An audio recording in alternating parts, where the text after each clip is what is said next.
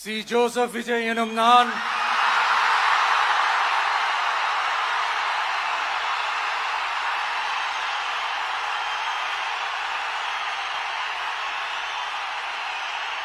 சட்டப்படி அமைக்கப்பெற்ற இந்திய அரசியல் அமைப்பின்பால் உண்மையான நம்பிக்கையும் மாறா பற்றும் கொண்டிருப்பேன் என்றும் இந்திய நாட்டின் ஒப்பில்லாத முழு முதல் ஆட்சியையும் ஒருமையையும் நிலை நிறுத்துவேன் என்றும்